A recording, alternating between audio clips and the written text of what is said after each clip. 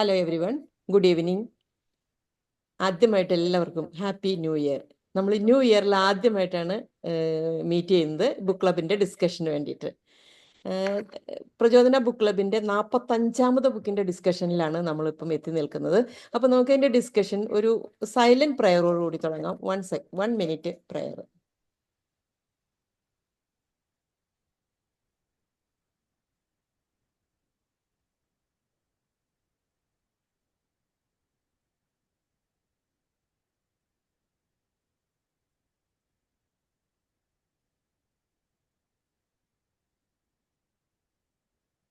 Thank you.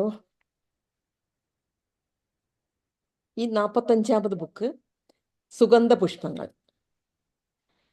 ഇതിൻ്റെ author doctor father Augustine Kalleli നമ്മോടൊപ്പം ഇപ്പോൾ ഡിസ്കഷനിൽ ജോയിൻ ചെയ്യുന്നുണ്ട്. അത് നമുക്ക് ഇരട്ടി മധുരം തരുന്നതാണ്. കാരണം നമ്മൾ വായിച്ച ബുക്കിൻ്റെ ഓതർ നമ്മളുടെ കൂടെ ഒരു ഡിസ്കഷനിൽ ചെലവഴിക്കുക എന്ന് പറയുന്നത് നമ്മളെ സംബന്ധിച്ചിടത്തോളം വലിയൊരു കാര്യം തന്നെയാണ്.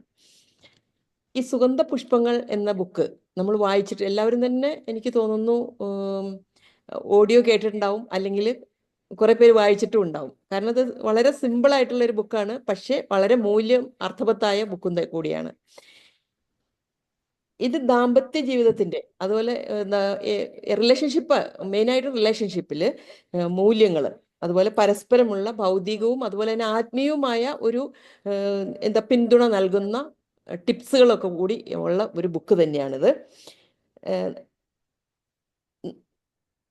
നല്ലൊരു കുടുംബജീവിതത്തിന് ആവശ്യമായ ധാരാളം ടിപ്സ് ഇതിനകത്തുണ്ട്. അപ്പോൾ ഇത് നമുക്കൊരു ഗൈഡ് പോലും നമ്മുടെ കുടുംബജീവിതത്തിൽ എന്നെന്നും എടുത്ത് വായിക്കാനായിട്ട് സൂക്ഷിക്കാവുന്ന ഒരു ബുക്കാണ്. നമുക്കൊരു പ്രശ്നം വരുമ്പോഴും, അതുപോലെ തന്നെ നമുക്ക് ഏതെങ്കിലും ഒരു എന്തെങ്കിലും ഡിഫിക്കൽറ്റിയെ ഫേസ് ചെയ്യേണ്ടി വരുമ്പോഴും നമുക്കൊരു ഗൈഡായിട്ട് തന്നെ ഈ ബുക്ക് ഉപയോഗിക്കാമെന്നാണ് എനിക്കിത് വായിച്ചപ്പോൾ തോന്നിയത്. ഇനി ഈ ബുക്ക് ആർക്ക് വേണ്ടിയിട്ടാണെന്ന് ചോദിച്ചാൽ, വിവാഹിതർക്ക് വേണ്ടിയിട്ടാണെന്ന് പറയാം, വിവാഹം കഴിക്കാൻ ആഗ്രഹിക്കുന്നവർക്ക് വേണ്ടിയിട്ടാണെന്ന് പറയാം, അതുപോലെ തന്നെ വിവാഹ ജീവിതത്തിൽ പ്രശ്നങ്ങളായിട്ടിരിക്കുന്ന ആൾക്കാർക്ക് വേണ്ടിയിട്ടുള്ള ബുക്കാണെന്ന് പറയാം. ഇതിനെല്ലാം ഒരു സൊല്യൂഷൻ, ഒരു പ്രാക്ടിക്കലായിട്ട് വളരെ അധികം എക്സാമ്പിളോട് കൂടി ഇതിനകത്ത് വിവരിച്ചിട്ടുണ്ട്. ഇതിൻ്റെ ഓരോ ചാപ്റ്ററും ഓരോ സന്ദേശമാണ് നമുക്ക് നൽകുന്നത്. അതുപോലെ തന്നെ ഓരോ എക്സാമ്പിൾ നമുക്ക് അതിനകത്ത് ഉള്ളത് കൊണ്ട് നമുക്ക് പെട്ടെന്ന് മനസ്സിലാക്കാനും പറ്റും. ഇപ്പം ഇത് വായിച്ചപ്പോൾ എനിക്ക് ഒരു മനസ്സിലേക്ക് വന്ന ഒരു കാര്യമാണ്, ഈ ബൈബിളിൽ അപ്പോസ്തലൻ പോൾ പറയുന്നുണ്ട്, it is good for a man not to marry. അത് വായിക്കുമ്പോൾ നമുക്ക് തോന്നും അതിൻ്റെ കണ്ടിന്യൂഷനും കൂടി വായിച്ചെങ്കിൽ നമുക്ക് മനസ്സിലാവുള്ളൂ. അദ്ദേഹം അതിൻ്റെ കാരണവും പറയുന്നുണ്ട്, those who marry will face troubles in their life and I want to spare you with this. അപ്പം ദാമ്പത്യ ജീവിതം എന്ന് പറയുന്നത് ഒരു പെർഫെക്ഷൻ അല്ല, അതൊരു രണ്ടുപേരുള്ള ഒരു ടീം വർക്കാണ് ശരിക്കും. അപ്പൊ ആ ഒരു ടീം വർക്കിൽ രണ്ട് വ്യത്യസ്തമായ വ്യക്തികളാകുമ്പം ധാരാളം പ്രശ്നങ്ങൾ, അതുപോലെ തന്നെ അവര് തമ്മിലുള്ള യോജിപ്പിന്റെ പ്രശ്നങ്ങൾ, അഭിപ്രായ വ്യത്യാസത്തിന്റെ പ്രശ്നങ്ങൾ, അഭിപ്രായ സമന്വയത്തിന്റെ പ്രശ്നങ്ങൾ എല്ലാം ഉണ്ടാകും. അപ്പൊ ഇതിനൊക്കെ ഫേസ് ചെയ്യാനായിട്ടും, അതുപോലെ ഇതിനൊക്കെ ഒരു സൊല്യൂഷൻ നമ്മൾ ഇരുത്തി വായിച്ചു കഴിഞ്ഞാൽ ഇതിനൊക്കെ ഉള്ളൊരു സൊല്യൂഷനും നമുക്ക് ഈ ബുക്കിൽ നിന്ന് ലഭിക്കുന്നതാണ്. അപ്പം ഇതിനെപ്പറ്റി, ഈ ബുക്ക് എഴുതുന്നതിനെ പറ്റിയും, അതുപോലെ ഈ ബുക്കിൻ്റെ ബുക്ക് എഴുതാനുള്ള ഇൻസ്പിറേഷനൊക്കെ നമുക്ക് അച്ഛനിൽ നിന്ന് തന്നെ കേൾക്കാം. അപ്പം ഞാൻ ഇതിൽ നമ്മുടെ പ്രചോദനയോട് ബന്ധപ്പെട്ട ആൾക്കാർക്കെല്ലാം അച്ഛന് പരിചയമുണ്ട്. കാരണം അച്ഛൻ നമ്മളുടെ പ്രചോദനയിൽ 2 വർഷം മുമ്പേ മെൻ്റൽ ഹെൽത്ത് ആൻഡ് സ്പിരിച്വാലിറ്റി എന്ന വിഷയത്തെക്കുറിച്ച് ക്ലാസ് എടുത്തിട്ടുണ്ട്. ഞാൻ എൻ്റെ ഓഡിയോയിൽ പറഞ്ഞിരുന്നു അത്. അപ്പം അച്ഛന് പരിചയമില്ലാത്തവരാരും ഇതിനകത്ത് ഉണ്ടെന്ന് തോന്നുന്നില്ല. എന്നാലും ഒരു ഒഫീഷ്യൽ എന്നുള്ള രീതിയിൽ ഞാൻ അച്ഛനെ ഒന്ന് ഇൻട്രൊഡ്യൂസ് ചെയ്യാണ്. Dr. Agustin Kalleli is a priest of Archaeologists of Ernakulam and Angamali, and he holds PhD in Theological Ethics from Belgium and MSc in Applied Psychology from Bharathiar University, Coimbatore. അതുപോലെ തന്നെ 2010 മുതൽ 2020 വരെ അദ്ദേഹം director of family apostle centre Ernakulam ആയിരുന്നു. He is the founder director of Jivalaya. ജിവാലയിൽ വെച്ചിട്ടാണ് ഞാൻ അച്ഛനെ ആദ്യമായിട്ട് കാണുന്നത് തന്നെ. പിന്നെ this is an institute for training families, missionary couples of Christ, Grace Ripples training for couples, and Judith Forum ministry for widows are some of his other initiatives. Since 2020 he is assistant professor theological ethics of Pontifical Institute of Theology and Philosophy, Aluva. Mangalapuzha സെമിനാരിയിലും അച്ഛൻ ഉണ്ടായിരുന്നു. അതുപോലെ തന്നെ he's a relationship mentor and owns. അതാണ് ഏറ്റവും വലിയൊരു കാര്യം അദ്ദേഹത്തിൻ്റെ യൂട്യൂബ് ചാനൽ റീലൈറ്റ് എന്നുള്ളത്. നമ്മൾ ഈ ഗ്രൂപ്പിലൊക്കെ ഷെയർ ചെയ്യാറുണ്ട് അത്. This is for thriving relationship.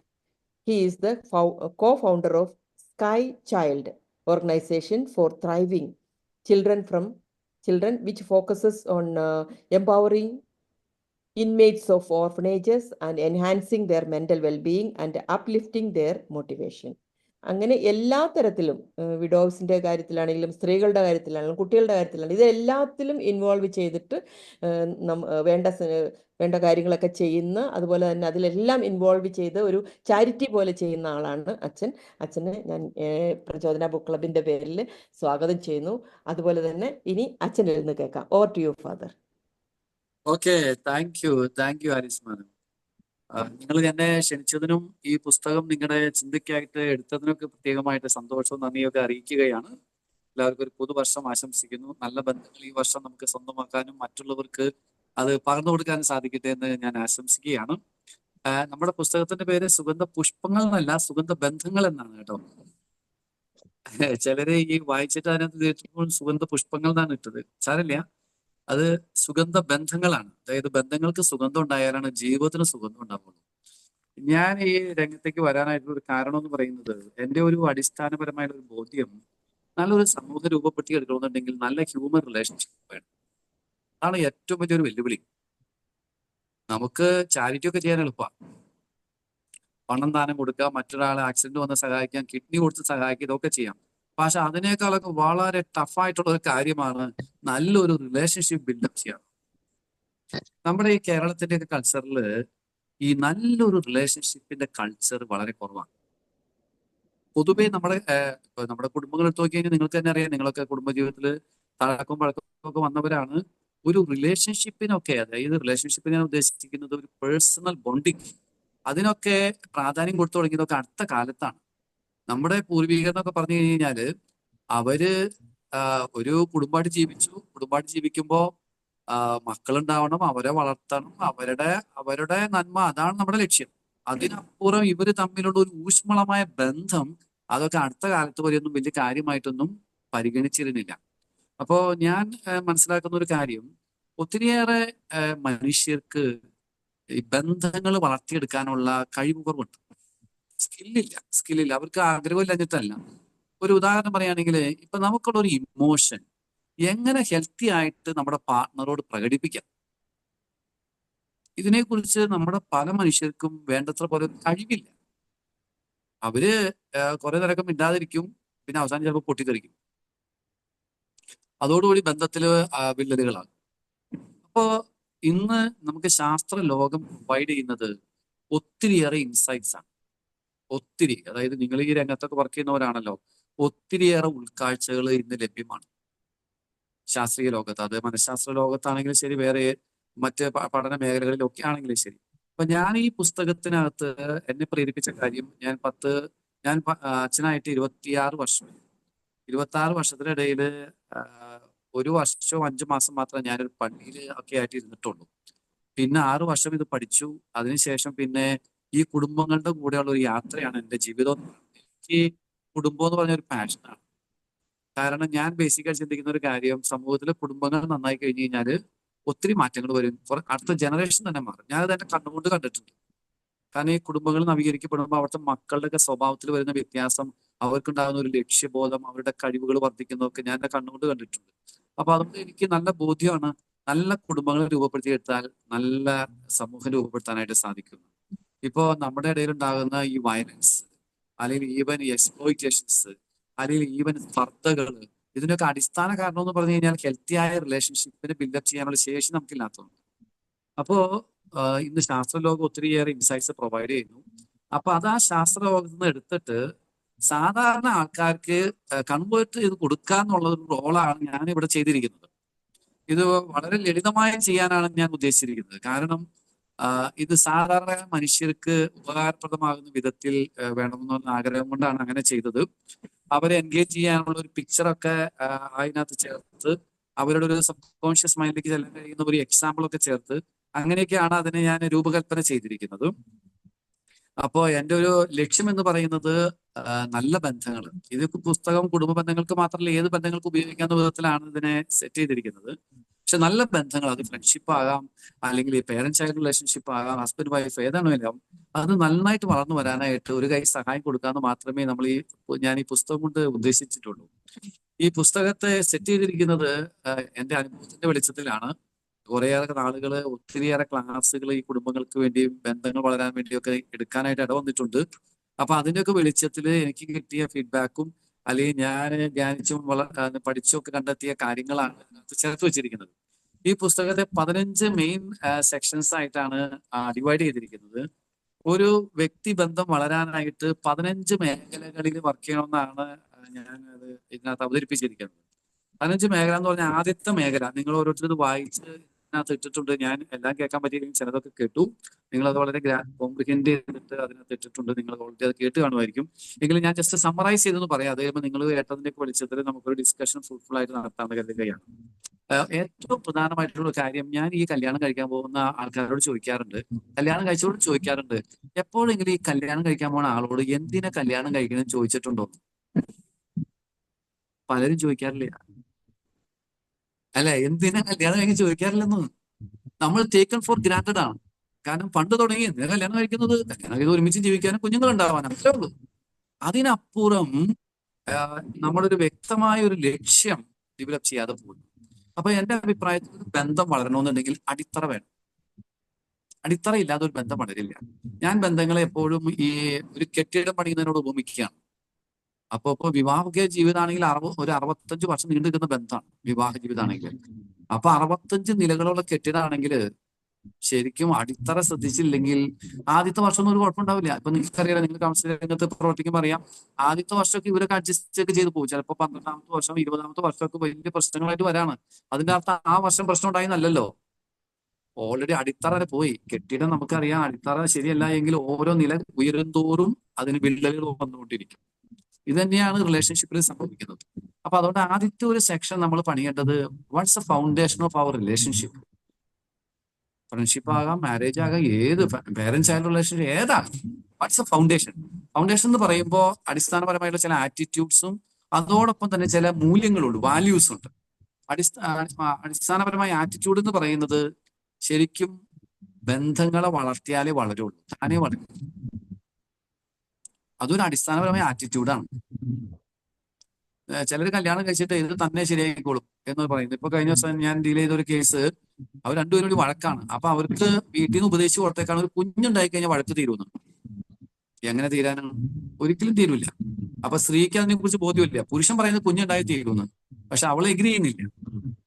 ശരി, അപ്പൊ ആൾക്കാർക്ക് വിചാരിക്കുന്നത് താനേ വരുമെന്നാണ്. ഇത് നമ്മൾ എഫർട്ട് എടുക്കണ്ട. കാരണം ഇപ്പൊ ഞാൻ ക്ലാസ്സുകൾ നയിക്കാനൊക്കെ പോകുമ്പോഴേ സ്കില്ലൊക്കെ പഠിപ്പിക്കുമ്പോൾ ചില ആൾക്കാർ, പിന്നെ ഇതൊക്കെ പഠിച്ചിട്ടാണോ ജീവിക്കാനായിട്ട്? അല്ലെ, ഇപ്പൊ കമ്മ്യൂണിക്കേഷനിൽ തന്നെ ഉപയോഗിക്കേണ്ട ഒരു പദം, അതിനെ കുറിച്ചൊക്കെ നമ്മൾ ഇത്ര ശ്രദ്ധിക്കേണ്ട കാര്യമുണ്ടോ എന്നൊക്കെ ചോദിക്കുന്ന ആൾക്കാരെ കണ്ടിട്ടുണ്ട്. കാരണം അത് താനെ വളർന്നോളൂന്ന് ഒരു തോന്നല്. അപ്പൊ ഞാൻ പറയുന്നത്, അടിത്തറയിൽ തന്നെ ഒരു ആറ്റിറ്റ്യൂഡാണ്, നമ്മൾ അധ്വാനിച്ചാലേ വളരുള്ളൂ. രണ്ടാമത്തെ ആറ്റിറ്റ്യൂഡാണ്, വെറുതെ ആഗ്രഹിച്ചാൽ പോരാ, തീരുമാനിക്കണം. ആഗ്രഹവും തീരുമാനവും തമ്മിൽ വലിയ വ്യത്യാസമുണ്ട്. ഡിറ്റർമിനേഷൻ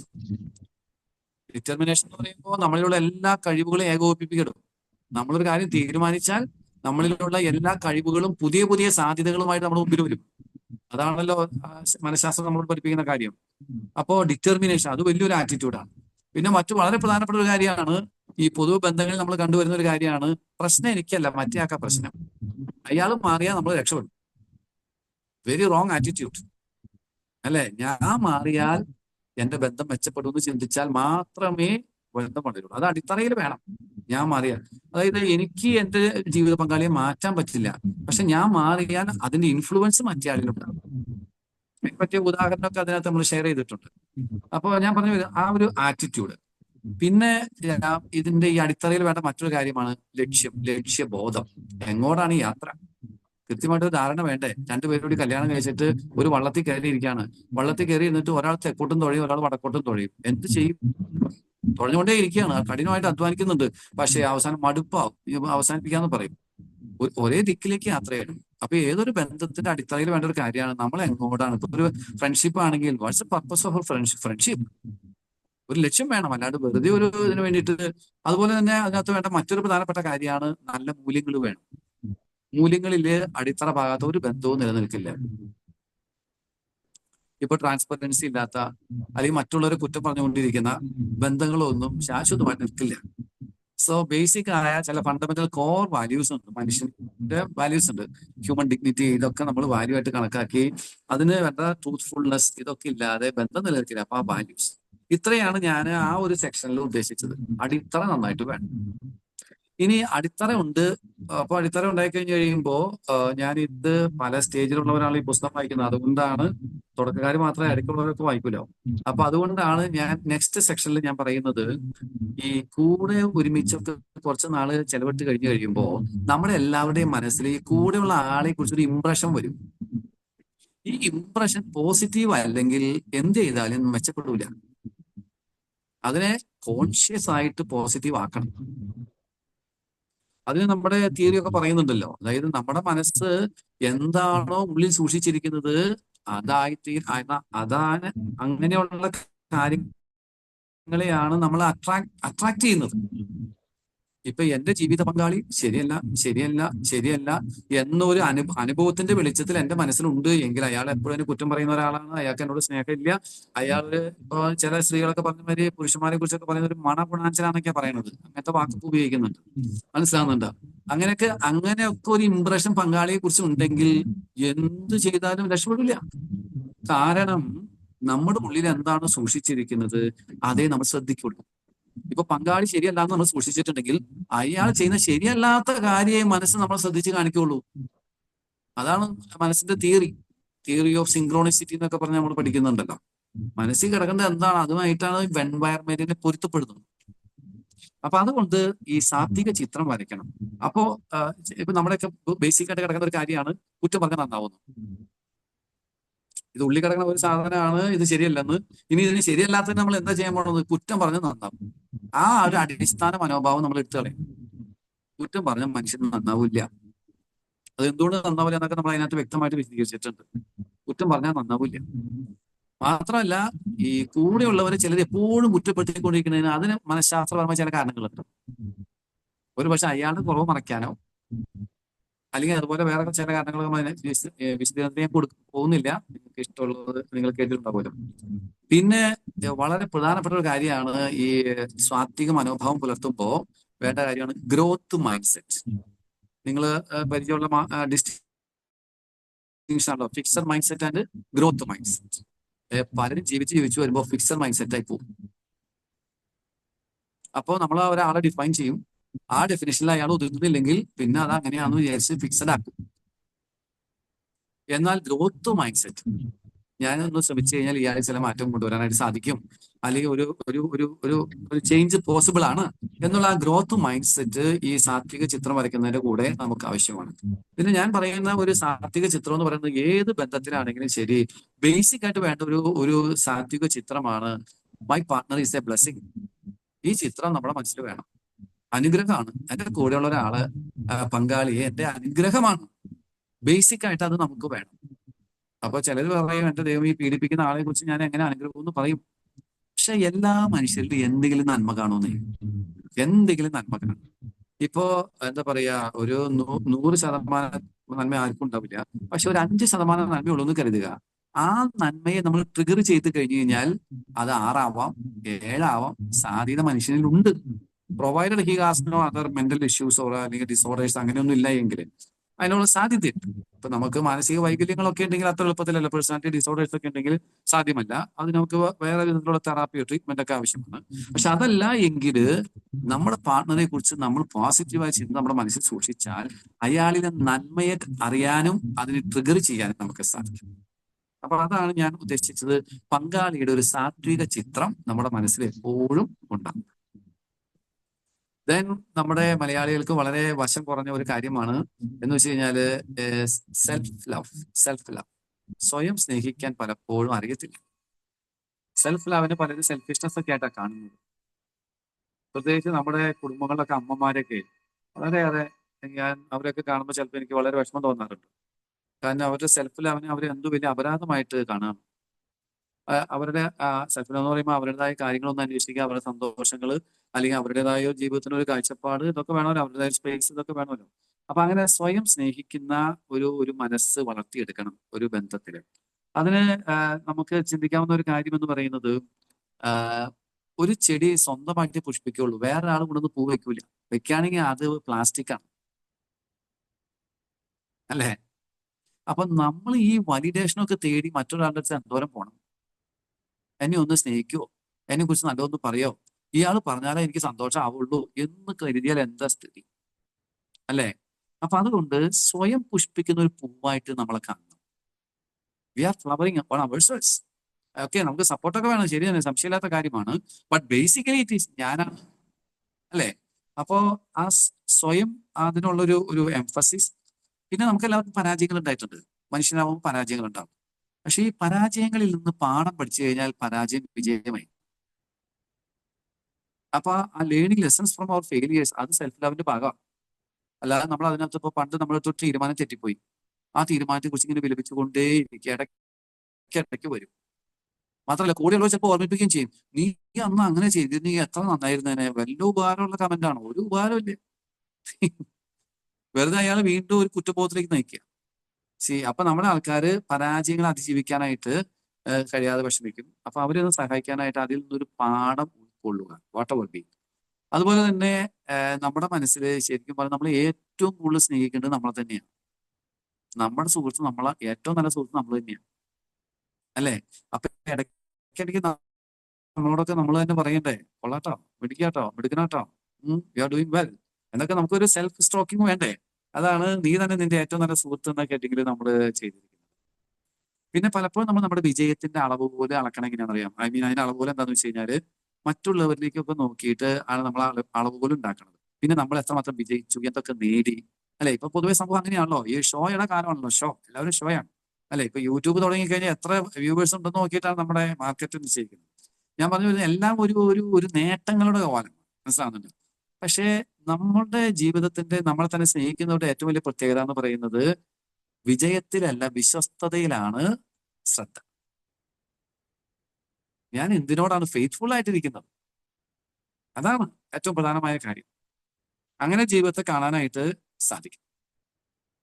പിന്നെ നമുക്ക് താരതമ്യം ചെയ്യുന്ന ഒരു രീതിയുണ്ട്. താരതമ്യം ചെയ്ത് വളരാമെന്നാണ് ഞാൻ ഈ പുസ്തകത്തിൽ പറഞ്ഞിരിക്കുന്നത്. താരതമ്യം നല്ലതാണെന്നാണ് പറഞ്ഞിരിക്കുന്നത്. കാരണം മറ്റുള്ളവരുടെ ഒത്തിരിയേറെ കാര്യങ്ങൾ പഠിക്കാൻ പറ്റും താരതമ്യം. പക്ഷെ താരതമ്യം ചെയ്യണേക്കാൾ മുമ്പ് നമുക്ക് നമ്മളെ കുറിച്ച് തന്നെ നല്ലൊരു സെൽഫ് എസ്റ്റീം വേണം. അല്ലായെങ്കിൽ നമ്മൾ അവരുടെ പോസിറ്റീവ് കണ്ടിട്ട് നമ്മുടെ നെഗറ്റീവിൽ ഒതുങ്ങിപ്പോകും. അങ്ങനെ വരാനുള്ള സാധ്യതയുണ്ട്. അപ്പൊ അതുകൊണ്ട് അവരുടെ എന്താ പറയാ, സ്ട്രോങ് ആയിട്ടുള്ള വഴിയും നമ്മുടെ വീക്ക് ആയിട്ടുള്ള കാര്യവും ഇരുന്ന് കമ്പയർ ചെയ്യരുത്. മറിച്ച് നമുക്കും സ്ട്രെങ്ത് ഉള്ള, അവർക്കും സ്ട്രെങ്ത് ഉള്ള കാര്യങ്ങൾ വെച്ച് കമ്പയർ ചെയ്യൂ. ഇപ്പൊ എനിക്ക് അല്പം പാടാൻ ശേഷിയുണ്ട്, എന്നാൽ എന്നേക്കാൾ നന്നായിട്ട് പാടുന്ന ഒരാൾ മറ്റടുത്തുണ്ട്. അപ്പൊ എനിക്ക് ആ പാട്ട് എങ്ങനെ ഇമ്പ്രൂവ് ചെയ്യാം? ഓക്കെ. അതല്ലാതെ എനിക്ക് പാടാൻ ഒരു കഴിവുമില്ല, അപ്പൊ മറ്റാൾ നന്നായിട്ട് പാടാണ്, ഓ എന്റെ ജീവിതം പോയി എന്നൊക്കെ പറഞ്ഞിരുന്നു കഴിഞ്ഞാൽ പോയി. അപ്പൊ അതുകൊണ്ട് ആ കമ്പാരിസൺ ഒരു പോസിറ്റീവായിട്ട് എടുത്തിട്ട് അതിലൂടെ ലേൺ ചെയ്ത് സെൽഫിനെ ഗ്രോ ചെയ്യാനായിട്ട് അനുവദിക്കുക. അതാണ് നമ്മൾ ആ മൂന്നാമത്തെ സെക്ഷനിൽ സെൽഫ് ലവ് എന്ന് പറയുന്നതിനകത്ത് ഫോക്കസ് ചെയ്തിരിക്കുന്നത്. ദെൻ നമുക്ക് വന്നിരിക്കുന്ന വളരെ പ്രധാനപ്പെട്ട കാര്യമാണ് അകലാം അരികിലേക്ക് എന്നുള്ളത്. അതൊരു ആ വാക്കിൽ തന്നെ ഒരു കോൺട്രഡിക്ഷൻ ഉണ്ട്. അകലാം അരികിലേക്ക് കേൾക്കുമ്പോൾ വിചാരിക്കും ഇതെന്ത് സംഭവമാണ്.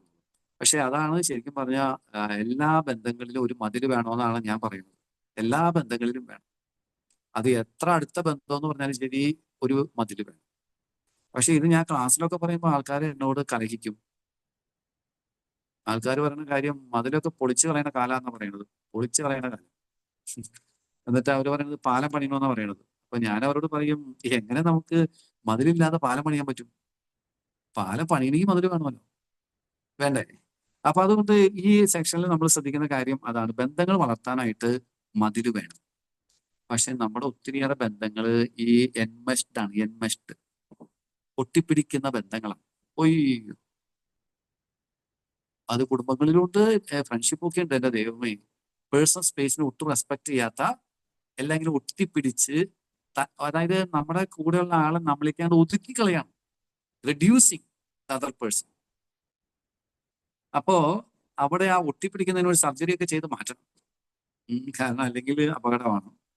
അതുപോലെ പലരുടെയും വിചാരം നമ്മളിപ്പോ ഒരു നല്ലൊരു ബന്ധത്തിൽ എത്തിക്കഴിഞ്ഞാൽ പിന്നെ മറ്റേ ആൾ നമ്മുടെ സ്വത്താണെന്നാണ്. സ്വത്ത് വേറെ, സ്വന്തം വേറെ, രണ്ട് കാര്യം. സ്വന്തമാണ് പക്ഷെ സ്വത്തല്ല. പ്രൈവറ്റ് പ്രോപ്പർട്ടി അല്ലല്ലോ, നമ്മൾ ഒരാളുടെയും പ്രൈവറ്റ് പ്രോപ്പർട്ടി അല്ല. കല്യാണം കഴിച്ചാലും പ്രൈവറ്റ് പ്രോപ്പർട്ടി അല്ല. ചില പുരുഷന്മാർക്ക് അങ്ങനെ ധാരണയുണ്ട് സ്ത്രീ പ്രൈവറ്റ് പ്രോപ്പർട്ടിയാണ്. അതുകൊണ്ടാണല്ലോ പണ്ടത്തെ ഈ മാരിറ്റൽ റേപ്പ് ഒക്കെ ക്രിമിനൽ കുറ്റം ആവാതെ പോയത്. അപ്പൊ അതുകൊണ്ട് അത് വളരെ ആരോഗ്യകരമായ ഒരു മനോഭാവമായിട്ട് മാറണം നമ്മളിത്. അതായത് നമ്മുടെ പങ്കാളി നമ്മുടെ സ്വന്തമാണ് പക്ഷെ സ്വത്തല്ല. That's a different distinction in that. Then വളരെ പ്രധാനമായ മറ്റൊരു കാര്യം എന്ന് പറയുന്നത് എങ്ങനെ നമുക്കൊരു അതിർത്തി നിർണ്ണയിക്കാം. അതിന് കുറച്ച് സ്റ്റെപ്സ് ഉണ്ട് അതിർത്തി നിർണ്ണയിക്കണമെങ്കിൽ. അത് നമ്മൾ തന്നെ ചെയ്യണം. വേറെ ആൾ കൊണ്ട് നമുക്ക് വേണ്ടി അതിർത്തി നിശ്ചയിച്ചു കഴിഞ്ഞാൽ ശരിയാവില്ലല്ലോ. ഇപ്പോ കല്യാണം കഴിഞ്ഞ് മരുമോള് വീട്ടിലേക്ക് വന്നു കഴിഞ്ഞപ്പോ മരുമോള് അടുക്കളയിൽ സഹായിക്കാൻ വന്നു. അപ്പൊ അമ്മായിമ്മ പറഞ്ഞു, ഓ മോള് പിന്നെ വന്നാൽ മതി എന്നൊക്കെ പറഞ്ഞു വിട്ടു. പക്ഷെ അങ്ങനെ പറയുന്നത് ശരിയല്ല. പിന്നെ അവളാണ് നിശ്ചയിക്കുന്നത് മരുമോളുടെ അമ്മായിമ്മയുടെ ബൗണ്ടറി എന്താന്ന്. അതിന് പറയാൻ നല്ല ക്ലാരിറ്റിയോട് കൂടി മോളെ ഇനി നമ്മൾ ഒരുമിച്ചാണ് ഇന്ന കാര്യങ്ങൾക്ക് മോള് ചെയ്യണോട്ടോ. ക്ലാരിറ്റി വേണം. അതിന് നമ്മളൊരു ഇനിഷ്യേറ്റീവ് എടുത്ത് ചെയ്യണം. മനസ്സിലാ. അതോടൊപ്പം തന്നെ മറ്റൊരാളെ അത് ഹെർട്ട് ചെയ്യുന്നതൊക്കെ ഇവാലുവേറ്റ് ചെയ്യണം. അങ്ങനെ കുറെ കാര്യങ്ങളുണ്ട്. അപ്പൊ ബൗണ്ടറി എങ്ങനെ ആരോഗ്യകരമായിട്ട് സെറ്റ് ചെയ്യും, അതാണ് നമ്മൾ ഒരു സെക്ഷനിൽ പറയുന്നത്. പിന്നെ അതോടൊപ്പം തന്നെ വരുന്ന മറ്റൊരു പ്രധാനപ്പെട്ട കാര്യമാണ് ബൗണ്ടറി ഉണ്ടാകുമ്പോഴും അടുപ്പം വളരാനുള്ള ചില കാര്യങ്ങൾ ചെയ്യണം. അപ്പൊ അകലന്തോറും അടുക്കാനുള്ള ഒരു ടെക്നിക്ക് നമുക്ക് വേണം. അപ്പൊ ആ ഒരു മനോഭാവത്തോടു കൂടെ ചില കാര്യങ്ങൾ ചെയ്താൽ മാത്രമേ, ഇപ്പൊ നമ്മുടെ അറിയാം കുടുംബങ്ങളിലൊക്കെ മക്കള് പണ്ടത്തെ മാതിരിയൊന്നും ഇല്ല. പണ്ട് അഗ്രികൾച്ചർ ഫാമിലി ആയിരുന്നപ്പോ ഒരു മകൻ കല്യാണം കഴിച്ചു കഴിഞ്ഞാൽ മകന്റെ ഭാര്യ കുടുംബത്തിന്റെ ഭാഗമായി പെൺകുട്ടി ഇൻഡിപെൻഡന്റ് ആണ്. അതുകൊണ്ട് പേരൻസിനെ ഒന്നും ഡിപ്പെൻഡ് ചെയ്യേണ്ട കാര്യമില്ല. So they are no more part of the family. They don't depend the parents. ഇപ്പൊ മിക്കവാറും കുടുംബങ്ങളിൽ പേരൻസ് അവരുടെ കുടുംബത്തിന്റെ ഭാഗമായിട്ട് മാറാണ്. നേരെ റിവേഴ്സ് ഓർഡറായി. അൺഹെൽത്തി. അപ്പൊ അതുകൊണ്ട് നമുക്ക് അകലത്തോറും ആരോഗ്യകരമായ അടുപ്പം സൂക്ഷിക്കണം, അല്ലെങ്കിൽ ശരിയാവത്തില്ല. ഇതാണ് നമ്മൾ ആ ബൗണ്ടറി സെറ്റിങ്ങിനകത്ത് പ്രത്യേകം ഊന്നി പറഞ്ഞിരിക്കുന്നത്. ദെൻ 5ാമത്തെ സെക്ഷനിനകത്ത് ഇമോഷൻസിനെ കുറിച്ചാണ്. വൈകാരിക ആവശ്യങ്ങൾ എന്ന് പറഞ്ഞ വലിയൊരു ലോകം തന്നെ നമുക്ക് കിട്ടല്ലോ, അല്ലെ. പലപ്പോഴും നമ്മൾ കരുതുന്നത് നമ്മുടെ ആവശ്യമാണ് മറ്റേ ആളുടെ ആവശ്യം, അല്ലെ. എന്റെ ആവശ്യം എന്ന് പറയുന്നത് ഔട്ടിങ്ങിന് പോവുക, ഉല്ലസിക്കുക എന്നുള്ളതാണ്. പക്ഷെ മറ്റാളുടെ ആവശ്യം വീട്ടുജോലികളിൽ സഹായിക്കുക എന്നുള്ളതായിരിക്കും.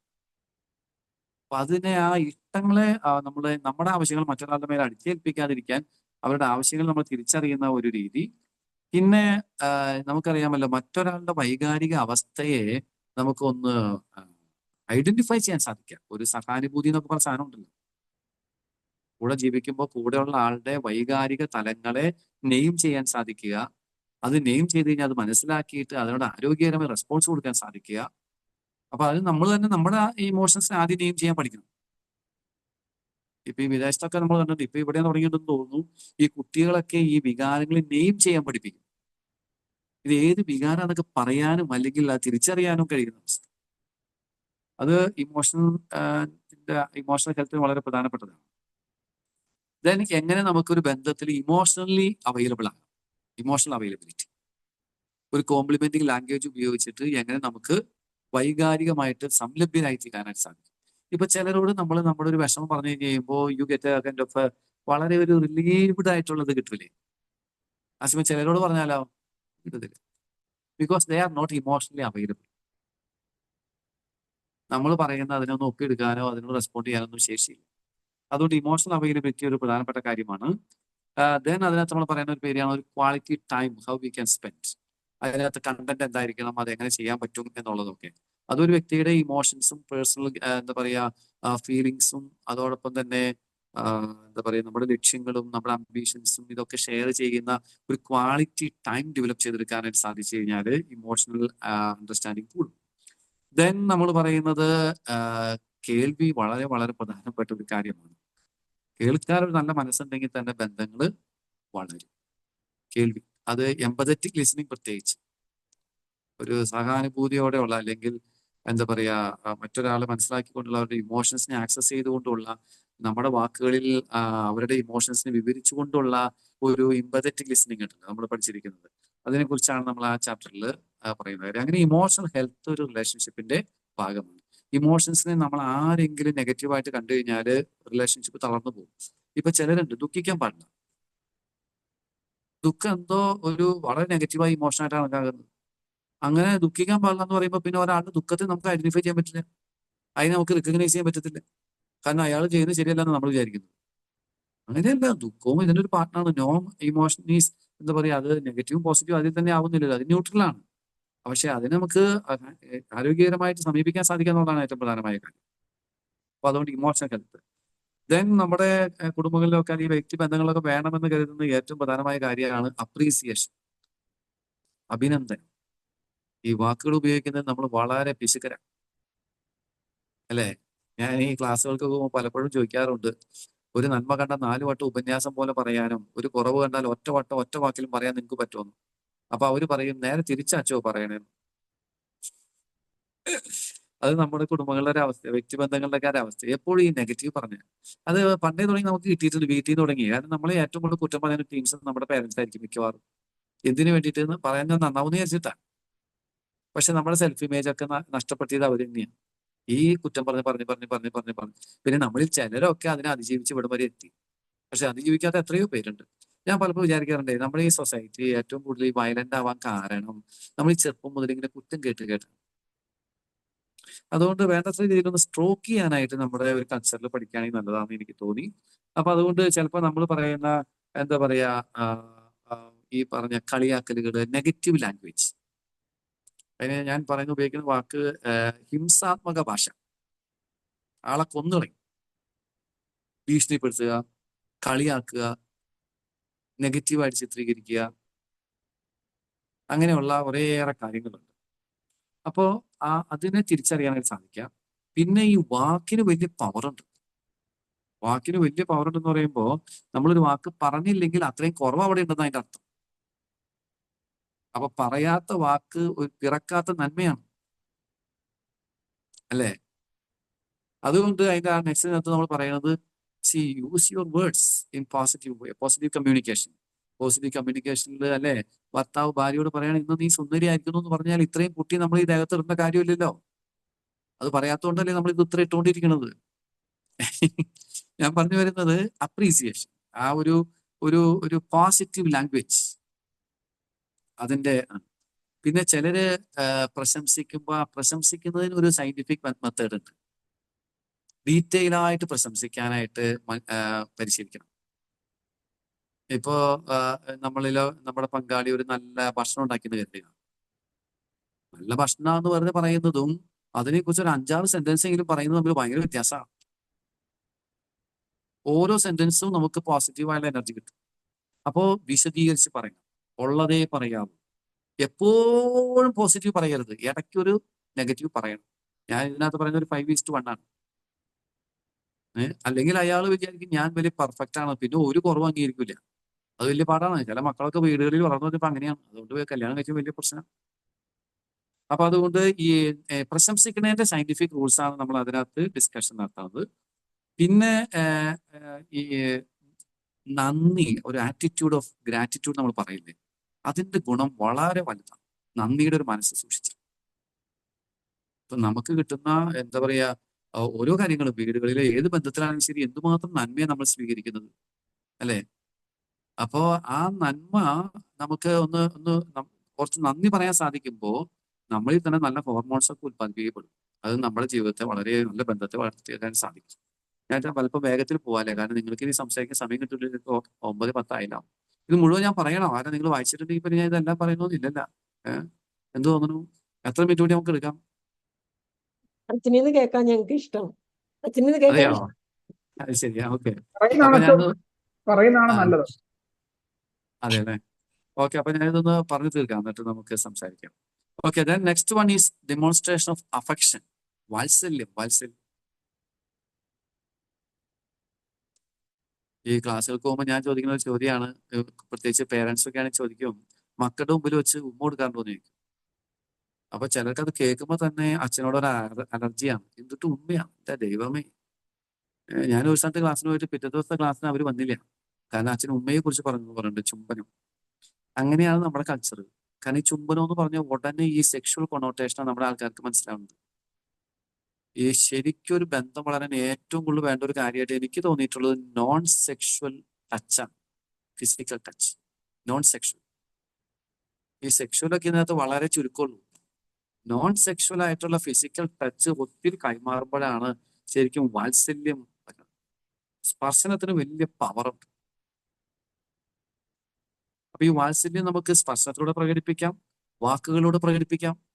വലിയ വലിയ കാര്യങ്ങളും ചെയ്യണമെന്നില്ല. നമുക്ക് എന്താ പറയുക, നമ്മൾ ഉപയോഗിക്കുന്ന വാക്കുകള്, ഓമനപ്പേരുകള്, അല്ലെ? അതുപോലെ തന്നെ ഈ ശരിക്കും ബന്ധങ്ങൾ വളരാൻ നല്ലൊരു ടെക്നിക്കായിട്ട് എനിക്ക് തോന്നിയേക്കുന്നത് ഈ പഴയ നല്ല കാര്യങ്ങൾ, സ്റ്റോറീസ് ഉണ്ടല്ലോ, നമ്മുടെ പഴയ പ്രണയ കഥയൊക്കെ ഇടയ്ക്കിടയ്ക്ക് പറയാം. നമ്മൾ മധുരത്തിന് പോയപ്പോ, അവിടെ പോയപ്പോ ഞാൻ വീഴാൻ പോയപ്പോ ചേട്ടനെ പിടിച്ചില്ലേ, അത് ചെയ്തില്ല, ഇങ്ങനെ ചെയ്തില്ലേ, ഇങ്ങനെയുള്ള നല്ല കഥകൾ ഉണ്ടല്ലോ, അല്ലെങ്കിൽ അങ്ങനെയുള്ള സ്റ്റോറീസ്. അത് വളരെ വലിയ പവറാണത്. അതിലൂടെ ഒരു നല്ലൊരു വാത്സല്യം ഡെവലപ്പ് ചെയ്തെടുക്കാൻ സാധിക്കും. ദെൻ ഇതിനകത്ത് ഒരു വലിയൊരു സൂക്ഷിക്കേണ്ട ഒരു കാര്യം എന്ന് പറയുന്നത് ഈ തമാശ പറയുന്നത്, ഫലിതപ്രയോഗം. ഫലിതപ്രയോഗം നല്ലതാണ്, വളരെ ഹെൽത്തിയാണ് ഫലിതം പ്രയോഗം. പല സന്ദർഭത്തിലും അത് എന്താ പറയുക, രംഗത്തിന്റെ ടെൻഷൻ കുറയ്ക്കും. പക്ഷെ പ്രോപ്പറായ രീതി പറഞ്ഞില്ലെങ്കിൽ പണി കിട്ടും, അല്ലെ? അപ്പൊ ഒരാളുടെ ബലഹീനതയെ കുറിച്ച് ഫലിതം പറയരുത്, ശക്തിയെ കുറിച്ച് പറയും. അയാളുടെ സ്ട്രോങ് ആയിട്ടുള്ള കാര്യങ്ങളെ കുറിച്ച് പറയും. ഇപ്പൊ നല്ലൊരു പാട്ടുകാരനാണെങ്കിലും അദ്ദേഹത്തെ കുറിച്ച് നമുക്ക് പറയാം, താങ്കളുടെ പാട്ട് കേട്ടപ്പോഴല്ല എന്റെ മേശപ്പുറത്ത് ഇരുന്ന ലൈറ്റ് പോലും വരച്ചു തുടങ്ങി എന്ന് പറയും. നമുക്കൊരു അപ്പൊ അത് ഒരു പോസിറ്റീവായിട്ട് നമുക്ക് അത് അവതരിപ്പിക്കാനായിട്ട് സാധിക്കും. അതല്ലാതെ അവരുടെ നെഗറ്റീവ് പിടിച്ച് ഫലിതം പറഞ്ഞാൽ ഒരാൾക്ക് ഇഷ്ടപ്പെടുമെന്ന് എനിക്ക് തോന്നുന്നില്ല. പക്ഷെ നമ്മുടെ പൊതുവെ നമ്മൾ കൂടുന്നിടത്തൊക്കെ ഈ നെഗറ്റീവ് പറഞ്ഞുള്ള ഫലിതങ്ങൾ അത് ഒത്തിരി ആൾക്കാരുടെ ജീവിതത്തെ എന്താ പറയാ, അന്ധകാരത്തിലേക്ക് നയിക്കും. ഇതാണ് നമ്മൾ ആ വാത്സല്യം എന്ന് പറഞ്ഞ ഇതിനകത്ത് നമ്മൾ പ്രത്യേകം ശ്രദ്ധിച്ചത്. പിന്നെ അധികാരമാണ്, അധികാരം. This is very important chapter. ഈ പവർ സ്ട്രഗിൾ എന്ന് നമ്മുടെ പൊതുവെയുള്ള ഒരു ഉദാഹരണമാണ്, ഈഗോ അടിച്ചിട്ടേ ഈ പവർ സ്ട്രഗിൾ. അപ്പോൾ ഞാൻ ഇതിനകത്ത് പറയുന്നത് ഏത് ബന്ധത്തിലും 3 വിധത്തിലുള്ള തീരുമാനം വേണമെന്നുള്ളതാണ്. ഏത് ബന്ധത്തിലും രണ്ടുപേരുടെ ഒരുമിച്ച് തീരുമാനിക്കുന്ന ചില കാര്യങ്ങൾ വേണം, രണ്ടുപേരും പരസ്പരം ആലോചിച്ച് തീരുമാനിക്കുന്ന കാര്യങ്ങൾ വേണം, രണ്ടുപേർക്കും ആലോചന കൂടാതെ തനിയെ തീരുമാനിക്കാവുന്ന കാര്യങ്ങൾ വേണം. അപ്പോഴാണ് ഈ പവർ മാനേജ് ചെയ്യാൻ പറ്റുള്ളൂ. പരമ്പരാഗതമായിട്ട് നമ്മുടെ കുടുംബങ്ങളിലൊക്കെ ഞാനൊരു സെമിനാറിൽ പഠിപ്പിക്കണത്. അപ്പോ അവരോടൊക്കെ ചോദിക്കും, കുടുംബത്തിന്റെ ലീഡർ ആരാന്ന്. അപ്പോ എന്നോട് ഇതുവരെ ചോദിച്ചിട്ടുണ്ട്, എല്ലാ സ്ഥലത്തും പറഞ്ഞേക്കുന്നത് അപ്പനാന്ന് പറഞ്ഞേക്കുന്നത്. പുരുഷൻ അല്ലേ? പുരുഷനാണ് കുടുംബത്തിന്റെ ലീഡർ. ഇതെങ്ങനെ അവർ പഠിച്ചു വെച്ചു? അങ്ങനെയാണ് സ്ത്രീകൾ പറയുന്നത് തന്നെയാട്ടോ, പുരുഷനാണ് ലീഡർ. പക്ഷെ ഞാൻ പറയുന്നത് no, that is not correct. പുരുഷനല്ല നേതാവ്. കുടുംബത്തിന്റെ അല്ലെങ്കിൽ ഏതൊരു ബന്ധത്തിന്റെയും ലീഡർഷിപ്പ് എന്ന് പറയുന്നത് ജോയിന്റ് ലീഡർഷിപ്പ്. ഇപ്പൊ ഞങ്ങളുടെ സഭയിലൊക്കെ അതിന്റെ സീനിയർ ലീഡർഷിപ്പ് എന്നാണ് ടെക്നിക്കൽ പേര്. എന്ന് വെച്ച് കഴിഞ്ഞാല് ജോയിന്റ് ആയിട്ട്. ഇപ്പൊ നമ്മൾ കണ്ടിട്ടുള്ളത് ഒരു രാജ്യത്തിന് പ്രധാനമന്ത്രിയാണ് ഏക നേതാവ്. ഒറ്റ സിംഗിൾ വ്യക്തിയിലാണ്. പഞ്ചായത്തിന് ഒരു പ്രസിഡന്റ് അല്ലേ ഉള്ളൂ, 2 പ്രസിഡന്റ് ഇല്ലല്ലോ. ഇങ്ങനെ തന്നെയാണ് നമ്മൾ ഈ വ്യക്തിബന്ധങ്ങളെ കാണുന്നത്. പക്ഷെ ബന്ധങ്ങൾ അങ്ങനെയല്ല. ബന്ധങ്ങൾ എപ്പോഴും സഹനേതൃത്വമാണ്. Both have a role. അല്ലാണ്ട് ഏകപക്ഷീയമായി ഒരു ബന്ധമില്ല, ഒരു ബന്ധമില്ല. ഈവൻ പേരന്റ് ചൈൽഡ് റിലേഷൻഷിപ്പ്, അതിനകത്തും ഒരു സഹനേതൃത്വം. അപ്പൊ ഞാൻ പറഞ്ഞു വരുന്ന ആ ഒരു ഒരു ഒരു ഒരു കോൺസെപ്റ്റ്. പിന്നെ ഒരു വിൻ വിൻ പ്രിൻസിപ്പിൾ, അതൊരു ആരോഗ്യകരമുള്ള നമ്മൾ പഠിച്ചിട്ടുണ്ടല്ലോ, സ്റ്റീഫൻ കോവയുടെ ഒക്കെ പുസ്തകത്തിൽ നമ്മൾ. ദെൻ നമ്മുടെ കൂടെയുള്ള ഒരാൾക്ക് നമ്മുടെ വിജയത്തിന്റെ ക്രെഡിറ്റ് കൊടുക്കാൻ പറ്റുന്നത് എത്ര സുന്ദരം അത്, അല്ലെ? അപ്പൊ രണ്ടുപേരും വിജയിക്കാല്ലേ, രണ്ടുപേർക്കും പവർ കിട്ടാല്ലേ, അല്ലെ? അതോടൊപ്പം തന്നെ നമുക്ക് കോമ്പീറ്റ് ചെയ്യാന്ന്, മത്സരിക്കാം, പക്ഷെ തോൽപ്പിക്കാതെ മത്സരിക്കാൻ പഠിക്കണം, അല്ലെ? ഒരാളുടെ ബലഹീനതയെ വെച്ച് മത്സരിക്കരുത്. നമുക്ക് ശക്തി വെച്ച് മത്സരിക്കാലോ. അങ്ങനെ ഒരു കോമ്പറ്റീഷൻ പോലെ, ഇപ്പൊ വീട്ടിലെ ജോലിയൊക്കെ കോമ്പറ്റീഷൻ പോലെ ചെയ്ത് കഴിഞ്ഞാൽ നല്ല രസമാണ്. ആദ്യം ആര് പാത്രം കഴുകി തീരും, അല്ലെങ്കിൽ ആദ്യം ആര് വീട് വൃത്തിയാക്കി തീരും, അല്ലെ? അങ്ങനെയൊക്കെ കുറച്ച് കാര്യങ്ങളൊക്കെ ചെയ്യാല്ല. ഞാൻ പറയുന്നത് ഏത് ബന്ധത്തിനും അതുപോലത്തെ ചില എന്താ പറയാ കോമ്പറ്റീറ്റീവ് സ്പിരിറ്റ് വേണം. പക്ഷെ തോൽപ്പിക്കാതെയുള്ള കോമ്പറ്റീഷൻ, അതായത് അവരനെ തോൽപ്പിച്ചിട്ടുള്ള സാധനമല്ല, അത് രണ്ടുപേർക്കും നേട്ടം വരുന്ന കോമ്പറ്റീഷൻ. ചിലരൊക്കെ അത് വളരെ ഭംഗിയായിട്ടൊക്കെ ചെയ്യുന്നത് കണ്ടിട്ടുണ്ട്. ഓക്കെ, ഇനി അടുത്തത് ബന്ധത്തിന്റെ വളരെ പ്രധാനപ്പെട്ട മറ്റൊരു മേഖലയാണ്. അതായത് ഏതൊരു ബന്ധത്തിലും മുൻതൂക്കം അവരന്റെ നന്മയ്ക്ക് കൊടുക്കണം. എല്ലാ ബന്ധങ്ങളും 50-50 ആവൂല. അതായത് അയാൾ എൻ്റെ ഒരു ക്ഷേമം അന്വേഷിക്കുന്നു, ഞാൻ അയാളുടെ ഒരു ക്ഷേമം അന്വേഷിക്കുന്നു. അങ്ങനെയല്ല ഈക്വലൈസ് ചെയ്ത് പോവോ? ഒരിക്കലും പോകില്ല. അതുകൊണ്ട് ഞാൻ പറയുന്നത് ഒരു 60-40, അല്ലെങ്കിൽ അങ്ങനെ ഒരു മുൻതൂക്കം കൊടുക്കണം. മുൻതൂക്കം കൊടുക്കുക എന്ന് പറയുന്നത് നമ്മൾ നേരത്തെ പറഞ്ഞ സെൽഫ് ലവിന് എതിരല്ലാട്ട് ഈ പറയുന്നത്. ശരിക്കും നല്ല സെൽഫ് ലവ് ഉള്ളവർക്ക് മുൻതൂക്കം കൊടുക്കാൻ പറ്റുള്ളൂ. അല്ലാത്തവർക്ക് ഇത് പറ്റൂല, അവർ പേടിച്ചിട്ട് കൊടുക്കൂല. മനസ്സിലായ? അപ്പൊ അതുകൊണ്ട് നമുക്ക് ഈ വിവാഹം ചെയ്യുമ്പോൾ തന്നെ ഇപ്പൊ ഒക്കെ ചിലരുടെ വരെ ഒരു ബന്ധം തുടങ്ങുമ്പോൾ തന്നെ എന്തെങ്കിലും പ്രശ്നം വന്നാൽ നമുക്കിത് അവസാനിപ്പിക്കാനുള്ള വഴി കൂടി നോക്കി വെച്ചിട്ടാണ് ഇത് പോണത്. അപ്പൊ തന്നെ പോയി. അതാണ് ഞാൻ ആ പുഴയിലേക്ക് എറിഞ്ഞ താക്കോൽ എന്ന് പറയുന്ന വിഷയം. നമ്മൾ വൺസ് ഒരു കമ്മിറ്റഡ് റിലേഷൻഷിപ്പിലേക്ക് വന്നാൽ പിന്നെ പിരിയുന്നതിനെ കുറിച്ച് ചിന്തയില്ല അതിനകത്ത്. ആ ചിന്ത സൂക്ഷിച്ചു കഴിഞ്ഞാൽ നമ്മൾ അതിനോട് തെളിവ് ശേഖരിച്ചുകൊണ്ടിരിക്കും നമ്മുടെ മനസ്സ്. എവിടെയെങ്കിലും വരുമ്പോൾ നമ്മളത് പൊട്ടിക്കും. അതാണ് ഇപ്പൊ പലപ്പോഴും കുടുംബ ബന്ധങ്ങളൊക്കെ നമ്മൾ കാണുന്നത്. അതുകൊണ്ട് അപ്പൊ അപരന്റെ നന്മയെ ലക്ഷ്യം വെച്ചുള്ള ജീവിതത്തിൽ നമ്മൾ വൺസ് കമ്മിറ്റഡ്, ആ കമ്മിറ്റ്മെന്റ് മീനിങ് ഫുൾ ആയിട്ട് കീപ്പ് ചെയ്യണം. പിന്നെ മറ്റേ ആൾ തളർന്നു പോകുമ്പോഴും നമ്മൾ അയാൾ ചേർത്ത് പിടിക്കുന്ന ഒരു മനസ്സാണ്. അതാണല്ലോ ശരിക്കും സ്നേഹബന്ധം എന്നൊക്കെ പറയുന്നത്. അപ്പൊ അപരന്റെ നന്മയ്ക്ക് മുൻതൂക്കം കൊടുക്കുമ്പോൾ മാത്രമാണ് അത് ചെയ്യുന്നത്. പിന്നെ നമ്മൾ ഇന്ന് സെൽഫായിട്ട് തന്നെ പരിശോധിച്ച് നോക്കിയാൽ നമ്മളെല്ലാവരും ഒരു പരോപകാരത്തിന്റെ ഉപഭോക്താവല്ലേ? ബേസിക്കലി നമ്മളെല്ലാവരും മറ്റുള്ളവർ നന്മ ചെയ്തതിന്റെ ബാക്കി പത്രം. അല്ലാതെ ഒരാൾ ഈ ഭൂമിയിൽ ജീവിക്കുന്നില്ലെന്ന്. No one. അതിനെക്കുറിച്ച് ഒരു അവബോധം ഉണ്ടായാൽ തന്നെ നമുക്ക് പകുതി ആശ്വാസം. ദെൻ നമ്മളൊരു പരോപകാരം ചെയ്യുമ്പോൾ ചിലപ്പോൾ നമ്മൾ പരോപകാരം ചെയ്ത് നമ്മൾ വലുതാവുകയും അയാൾ ചെറുതാവുകയും ചെയ്യും. ഞാനിത് പ്രധാനമായിട്ടും കണ്ടിട്ടുള്ളത്, ഞങ്ങൾ ഈ അവിടെ സ്കൈ ചൈൽഡ് എന്ന് പറഞ്ഞൊരു ഓർഗനൈസേഷന്റെ പേര് വായിച്ചില്ല. അത് ചെയ്യുന്നത് ഈ ബാലഭവനങ്ങളെ ഞങ്ങൾ അഡോപ്റ്റ് ചെയ്തിട്ടുണ്ട്. 5 ബാലഭവനങ്ങൾ അഡോപ്റ്റ് ചെയ്തിട്ടുണ്ട്. ഞങ്ങളുടെ കേരളം ഒരു 150-150ഓളം കുട്ടികളുണ്ട്. അവര് ഞങ്ങൾ ലൈഫ് സ്കില്ല് പഠിപ്പിക്കുകയാണ്. അപ്പൊ അതിനകത്ത് ഞങ്ങൾ അവരുമായിട്ട് ഇടപെട്ടപ്പോൾ ഞങ്ങൾ കണ്ടൊരു കാര്യം എന്ന് പറഞ്ഞാൽ പല കുട്ടികൾക്കും സെൽഫ് ഇമേജ് ഇല്ല. ഈ ബാലഭവനങ്ങളിൽ വളരുന്ന കുട്ടികൾക്ക് ഒന്നും അവരുടെ പർട്ടിക്കുലർ ബാക്ക്ഗ്രൗണ്ട് കൊണ്ട്. പക്ഷെ അതിനേക്കാൾ വലിയൊരു കാര്യം എന്ന് പറയുമ്പോൾ ഈ ബാലഭവനങ്ങളിലൊക്കെ ഒത്തിരിയേറെ ആൾക്കാർ വന്ന് ഭക്ഷണം കൊടുക്കും. ഈ ഭക്ഷണം കൊടുത്തു കഴിയുമ്പോൾ ഈ കുട്ടികൾ അവരുടെ മുമ്പിൽ പോയി ഇങ്ങനെ നിൽക്കണം, താങ്ക്സ് പറയണം, പിന്നെ അവർക്ക് വേണ്ടി പാട്ട് പാടണം. ഇങ്ങനെ അപ്പൊ അവരാരായി? അവരെപ്പോഴും ഒരു മറ്റുള്ളവരുടെ ഒരു ഔദാര്യത്തിൽ ജീവിക്കുന്ന ആൾക്കാരായി. അതുകൊണ്ട് നമ്മളൊരു പരോപകാരം മറ്റൊരാൾക്ക് ചെയ്യുമ്പോൾ ശരിക്കും പറഞ്ഞാൽ അയാൾ സമ്പന്നനാകുന്നു എന്ന് നമ്മൾ ഉറപ്പാക്കണം. അതല്ലാതെ ഞാൻ ഇപ്പൊ ചിലരൊക്കെ വീട് പണിത് കൊടുക്കും, എന്നിട്ട് പരസ്യമായിട്ട് വീഡിയോ ഒക്കെ പിടിച്ച് അയാളുടെ എല്ലാ സൽപ്പേരും കളഞ്ഞിട്ടാണ് വീട് കൊടുക്കുന്നത്. അതേസമയം ചിലർ രഹസ്യത്തിൽ കൊടുക്കും. അപ്പൊ നമ്മൾ ഒരാളുടെ ആ ഒരു ഡിഗ്നിറ്റി, അപ്പൊ പരോപകാരം ചെയ്യുന്നത് നമ്മൾ വലുതാവുകയും അവർ ചെറുതാവുകയും ചെയ്യുന്ന അനുഭവം നല്ലതല്ല. പിന്നെ ഏറ്റവും പ്രധാനമായ ഒരു കാര്യം, ഈ ഏതൊരു ബന്ധത്തിന്റെ അടിത്തറ എന്ന് പറയുന്നത് ഒരു സ്വന്തം എന്ന് പറഞ്ഞൊരു ഫീലാണല്ലോ. സ്വന്തം. ആ സ്വന്തം എന്ന ഫീല് വന്നു കഴിഞ്ഞാൽ പിന്നെ ഈ പരോപകാരമൊക്കെ താനേ വരും. അതിനെ ഡെവലപ്പ് ചെയ്യാനുള്ള ചില കാര്യങ്ങളാണ് നമ്മൾ അതിനകത്ത് ഷെയർ ചെയ്യുന്നത്. Okay, then the 10th very important chapter, ഞാൻ വളരെയധികം ഇഷ്ടപ്പെടുന്ന ഒരു ചാപ്റ്റർ ആണത്, സ്പിരിച്വാലിറ്റി ഓഫ് റിലേഷൻഷിപ്സ്. ശരിക്കും ഞാൻ വിശ്വസിക്കുന്നതനുസരിച്ച് ഈ ദൈവമൊക്കെ ഉണ്ടെന്ന് തെളിയിക്കുന്നത് സ്നേഹം എന്ന് പറയുന്ന കോൺസെപ്റ്റിലാണ്. ഞാൻ അങ്ങനെയാണ്. നമ്മളൊക്കെ വിശ്വസിക്കുന്ന ദൈവം എന്ന് പറഞ്ഞാൽ വെറുതെ ഒരു പവർ അല്ല. It's love. Love is not merely a power, there is a personal attachment. ഒരു വ്യക്തി ബന്ധമുണ്ട്. അപ്പോ ഇവിടെ സ്നേഹത്തെ ആത്മാവുമായിട്ട് കണക്ട് ചെയ്യും. ശരിക്കും സ്നേഹിച്ചാൽ ആത്മാവിൽ ഒരു ജനനം നമുക്കുണ്ട്. സ്നേഹത്തിലൂടെ ആത്മാവ് ഉണരുന്നു. സ്നേഹത്തിലൂടെ നമ്മൾ ദൈവത്തിൽ നിന്ന് അകന്നു പോകാല, ദൈവത്തോട് അടുക്കുകയാണ് ചെയ്യുന്നത്. അതിന് ചെയ്യേണ്ട കാര്യങ്ങളാണ് നമ്മൾ പറഞ്ഞിരിക്കുന്നത്. സ്നേഹപാതനത്തെ ഒരു ശ്രീകോവിലായിട്ട് കാണാൻ പറ്റും. എന്ന് വെച്ച് കഴിഞ്ഞാല് ഇപ്പൊ നമ്മളിപ്പോ അമ്പലത്തിൽ പോകുന്നു, ദേവാലയം ചെയ്യുന്നു, എന്തൊരു ഭക്തിയാണ്. പക്ഷെ നമ്മുടെ കൂടെയുള്ള ഒരാളെ കാണുമ്പോൾ ഈ ഭക്തി ഉണ്ടാവും. പക്ഷെ നമ്മളെല്ലാ മതങ്ങളും തന്നെ പഠിപ്പിക്കുന്ന കാര്യം ഈ ആളിൽ ദൈവിക ചൈതന്യം ഉണ്ടെന്നാണ്. പക്ഷെ we don't feel that kind of a devotion to the divine being when we see a human person. പക്ഷെ ശരിക്കും അത് കാണുമ്പോഴാണ് ബന്ധത്തിനൊരു ഒരു ഊഷ്മളത വരും. സോ അതാണ്. പിന്നെ അങ്ങനെ വരണമെന്നുണ്ടെങ്കിൽ നമ്മൾ നമ്മുടെ ജീവിത സഖി അല്ലെങ്കിൽ ഏത് പാർട്ട്ണറിനെ ആണെങ്കിൽ ശരി ഒരു ഗിഫ്റ്റ് ഓഫ് ഗോഡ് ആയിട്ട് കണക്കാക്കണം. Gift of God. പിന്നെ നമ്മൾ ഈ റിലീജിയന്റെ ഒക്കെ ഭാഗമായിട്ട് കുറെ ഈ റിച്വൽസ്, കുറെ അനുഷ്ഠാനങ്ങളൊക്കെ ഉണ്ട്. അതിനകത്ത് ഒരു പ്രധാനപ്പെട്ട അനുഷ്ഠാനമാണ് നോമ്പ്. ഈ നോമ്പ് കാലത്ത് മനുഷ്യരൊക്കെ എന്താ പറയാ, ഈ കുറേയേറെ എന്താ പറയാ കർമ്മങ്ങളൊക്കെ ചെയ്ത് അവരെ തന്നെ വിശുദ്ധീകരിക്കാനുള്ള പരിശ്രമമാണ്. പക്ഷെ വിശുദ്ധീകരണത്തിന്റെ റിയൽ ആയിട്ടുള്ള ഇഫക്റ്റ് എന്താന്ന് വെച്ചാൽ നല്ല റിലേഷൻഷിപ്പാണ്. അപ്പൊ അതുപോലുള്ള റിലീജിയസ് ആയിട്ടുള്ള റിച്വൽസിലൂടെ നമ്മൾ എപ്പോഴും ഫോക്കസ് ചെയ്യേണ്ടത് ബന്ധത്തിന്റെ വളർച്ചയാണ്.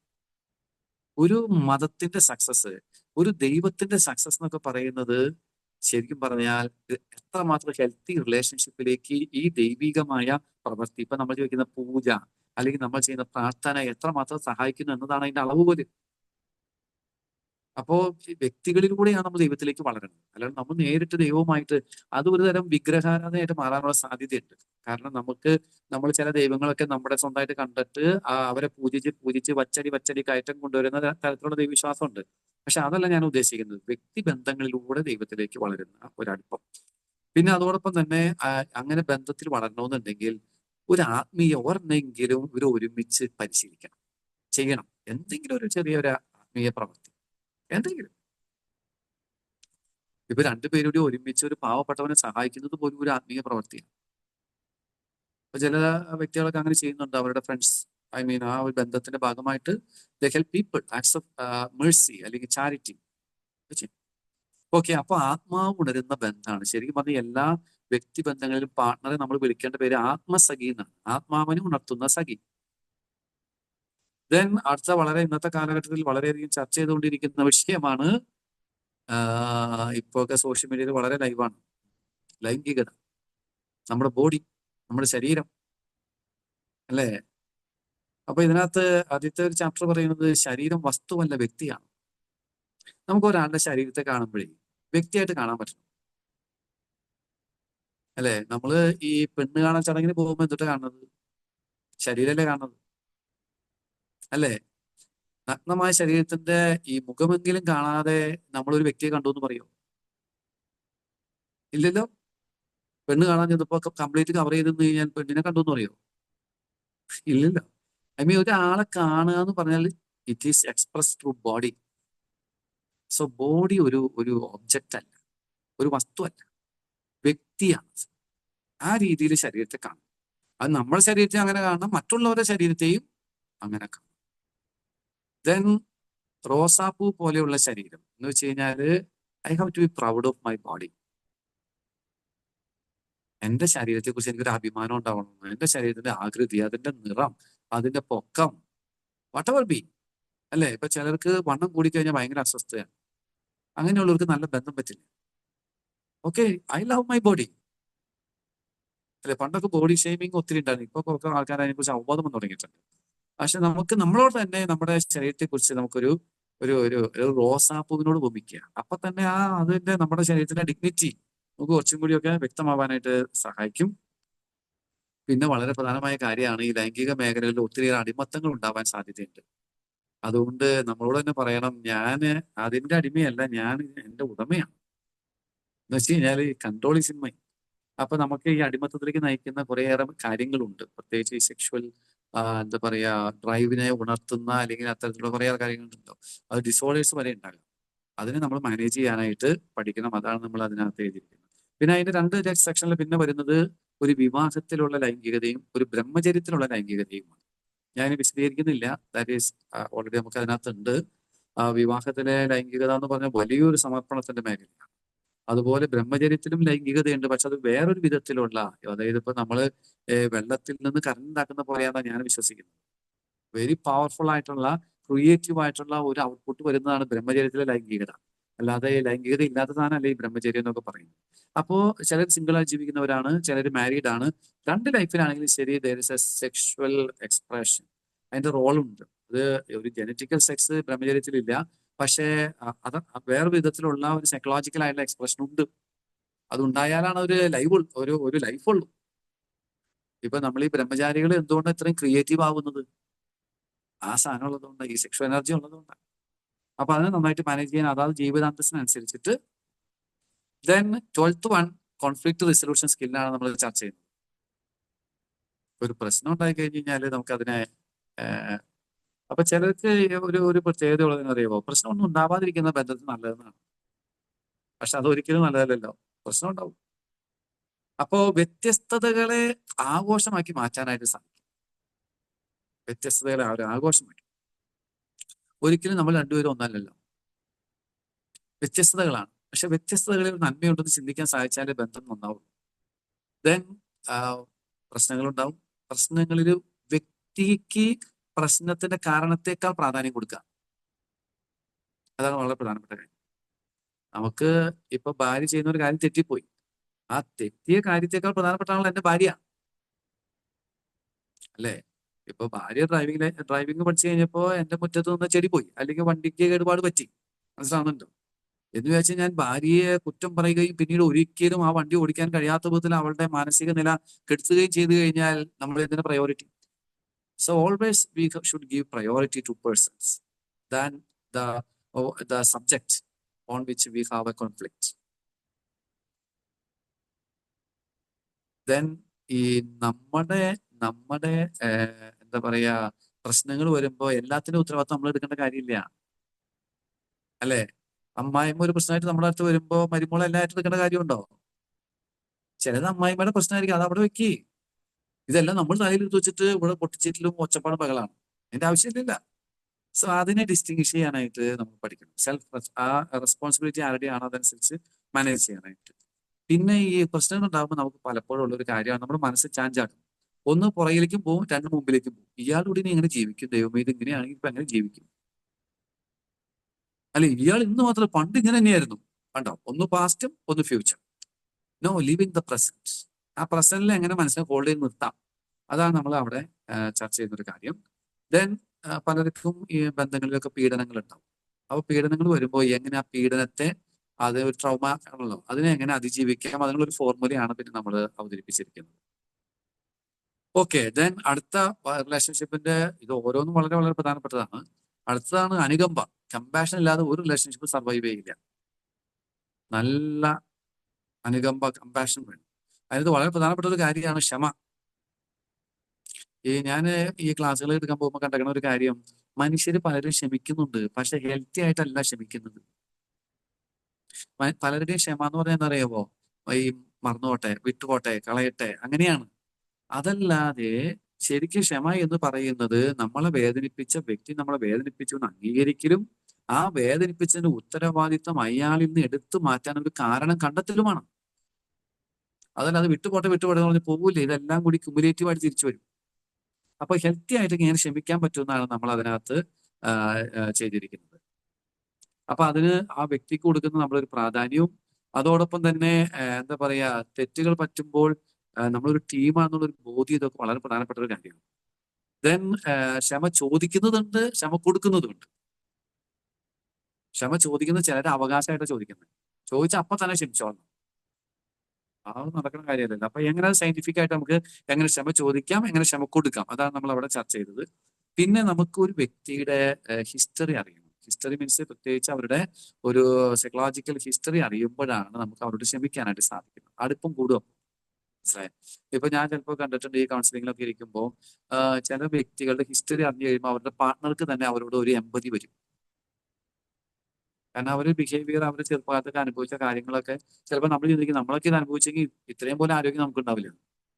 സോ അത് ആ knowing the history of the person ഒരു പ്രധാനപ്പെട്ട കാര്യം. ദെൻ സഹാനുഭൂതി നമ്മുടെ പാർട്ട്ണർക്ക്. നേരത്തെ നമുക്ക് സഹാനുഭൂതി ഉണ്ടാവുന്ന കാര്യം ഇതിനു മുമ്പ് നമ്മൾ പറഞ്ഞിട്ടുണ്ട്. പക്ഷെ ഇവിടെ പാർട്ട്ണർക്ക് സഹാനുഭൂതി ഉണ്ടെങ്കിൽ സഹാനുഭൂതി ഉണ്ടാവാൻ നമ്മൾ എന്ത് ചെയ്യണമെന്നുള്ളത്.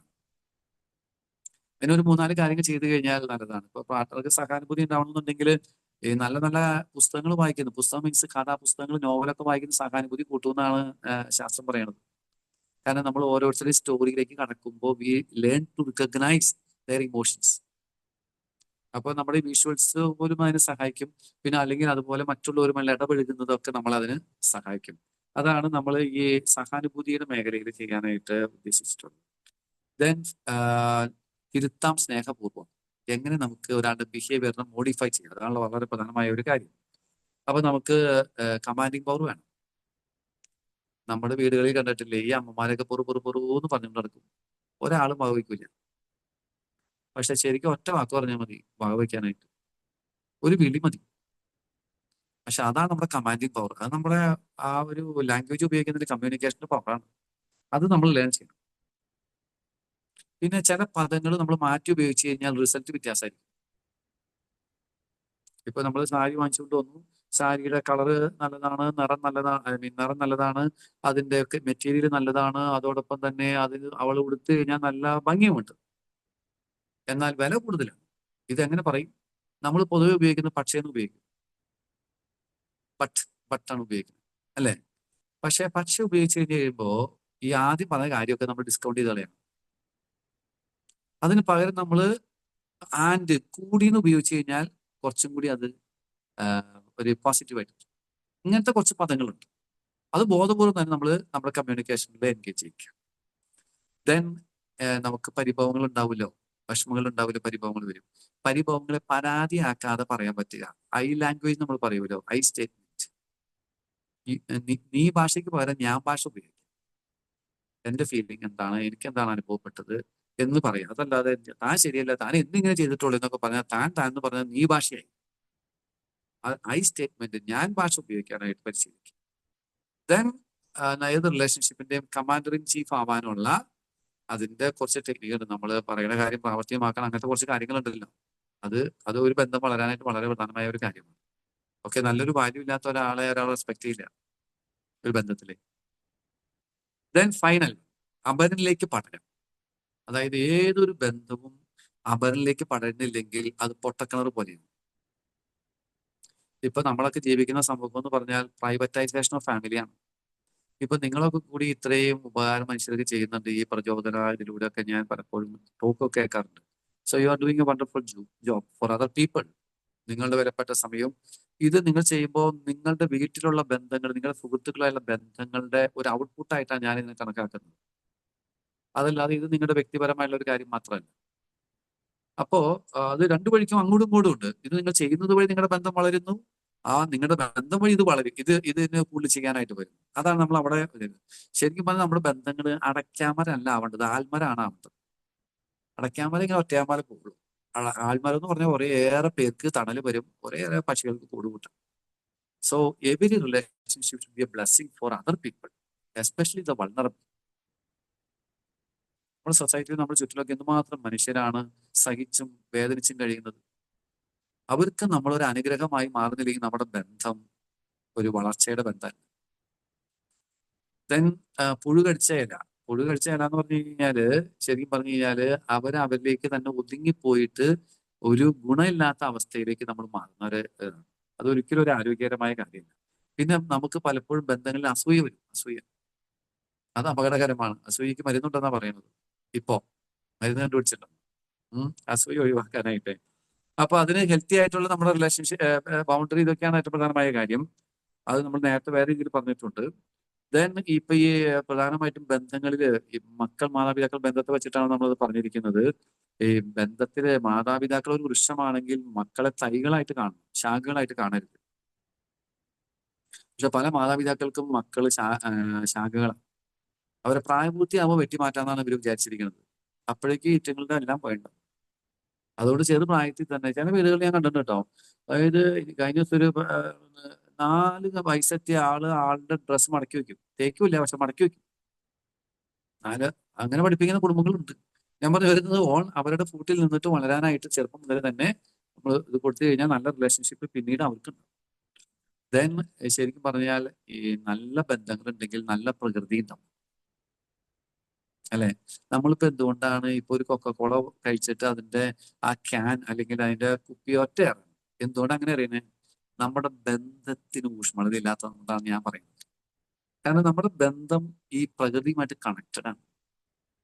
അപ്പൊ നല്ലൊരു ഇക്കോളജിക്കൽ സെൻസ് നമുക്ക് വന്നുകൊണ്ടുണ്ടെങ്കിൽ നല്ല ബന്ധം, നല്ല സ്നേഹം നമ്മൾ അനുഭവിക്കാം. ആ സ്നേഹം അനുഭവിക്കാതെ വരുമ്പോൾ പ്രകൃതിയൊക്കെ നമ്മൾ ചൂഷണം ചെയ്യും.